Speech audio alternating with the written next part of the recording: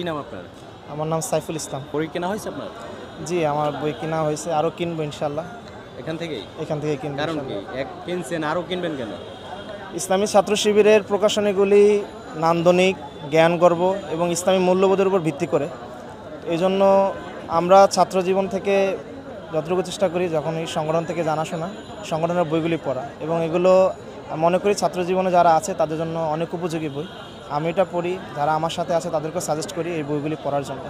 অন্যান্য প্রচ্ছদ বা প্রকাশনীর যে বইগুলি আছে সেখানে এক একটা বিষয়কে উল্লেখ করে তারা তাদের বইয়ের বলা যায় যে লেখনীগুলি তুলে ধরে। আর আমি ইসলামী ছাত্র শিবিরের মধ্যে ইসলামের সম্পূর্ণ যেই বিষয়গুলি তাদের প্রত্যেকটা প্রকাশনের মধ্যে খুঁজে পাই। এই জন্য আমি এটাকে আমার বেস্ট পাবলিকেশন বলবো, আমার পছন্দের পাবলিকেশন বলবো। এই জন্য আমি এখান থেকে বারবারই কিনবো, সামনে নতুন কিছু আসলে তখনও কিনবো ইনশাআল্লাহ। আচ্ছা, আপনাকে একটি প্রশ্ন করব, দুইটা প্রশ্ন করব। প্রথমে একটি প্রশ্ন করতে চাই, বাংলাদেশে যতগুলো ছাত্র সংগঠন আছে এর ভিতরে সবচাইতে বেশি সম্মান করে মেয়েদেরকে কারা?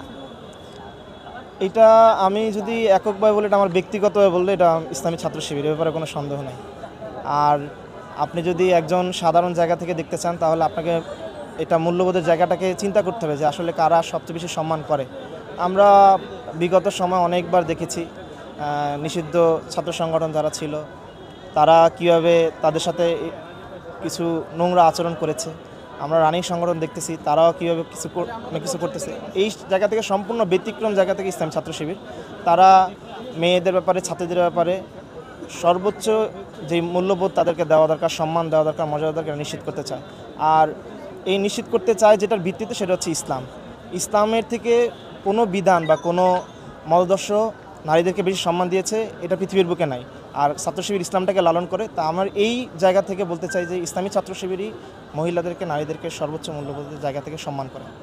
আচ্ছা, লাস্ট প্রশ্ন, সেটি হলো বাংলাদেশে অনেকগুলো দল আছে, কোন দলটা ক্ষমতায় আসলে আমাদের দেশে অন্যায়, অবিচার, খুন, রাহাজানি, ধর্ষণ, ইফটিজিং, চাঁদাবাজি, যত প্রকার বিশৃঙ্খলতা আছে সমাজে, এগুলো থাকবে না? আপনি মনে করেন কোন দলটা ক্ষমতায় আসলে? আমি স্পেসিফিক কোনো দলের নাম বলবো না।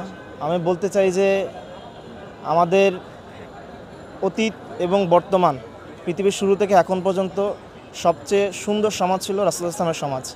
আর রাসূল ইসলামের সমাজ গঠনের জন্যই যারা কাজ করে সেই সকল দলের নেতৃত্ব আসলেই বাংলাদেশ একটা সোনালী বাংলাদেশ, আমাদের কাঙ্ক্ষিত বাংলাদেশ রূপ লাভ করবে।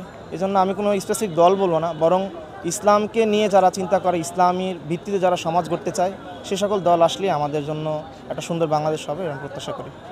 ওকে, থ্যাংক ইউ, ধন্যবাদ, অনেক অনেক ধন্যবাদ।